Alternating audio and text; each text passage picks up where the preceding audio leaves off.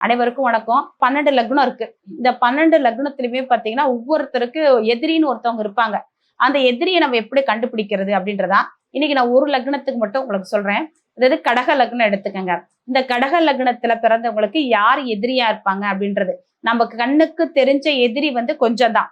கண்ணுக்கு தெரியாத எதிரி தான் ஜாஸ்தியா இருக்கு. அப்போ அவங்கள நம்ம எதிர்த்து ஜெயிச்சு மேன்மையான வாழ்க்கை வாழணும். அப்ப எப்படி நம்ம இருந்தா அந்த எதிரிங்களோட தாக்கம் நமக்கு கிடைக்காது, எதிரியோட தாக்கம் நம்மளை பாதிக்காது அப்படின்றதான்.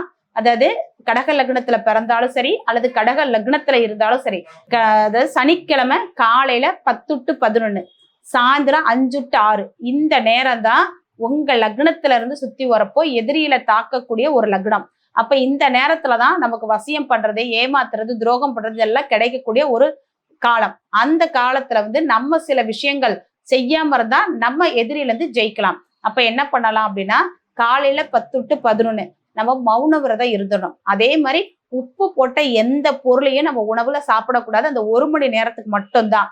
அதே மாதிரி சாயந்தரம் பாத்தீங்கன்னா 5 to 6, இந்த 5 to 6 இதே நேரத்துல 1 மணி நேரம் மௌன விரதம், இல்லைன்னா அந்த நேரத்துல எந்த உணவுமே நம்ம சாப்பிடக்கூடாது.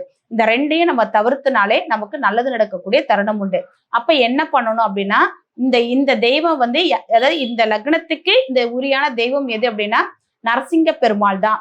அப்போ நீங்க அவரை மனசார நினைச்சுக்கிட்டு நரசிங்க பெருமாளுக்கு ஒரு துளசியோ அல்லது வீட்லயே அவரோட படம் வச்சு ஒரு துளசி அல்லது 2 தீபம் போட்டு சாமி கும்பிட்டு இருந்து பாருங்க.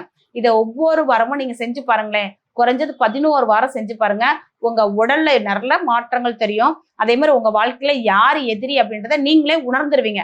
அதுக்கப்புறம் அவங்க கூட நம்ம பழகலாமா வேண்டாமா அப்படின்றது நமக்கே தெரியும். அதை தடுத்து நிறுத்துறதுக்கான வாய்ப்புகள் உண்டு. இதை செஞ்சு பாருங்க, நல்ல மாற்றம் வரும், நல்லா இருக்கும். நீங்களும் வாழ்க்கையில நல்ல முன்னேற்றம் பெற்று எதிரியே இல்லாம நல்லா வாழலாம். சந்தோஷம், வாழ்த்துக்கள்.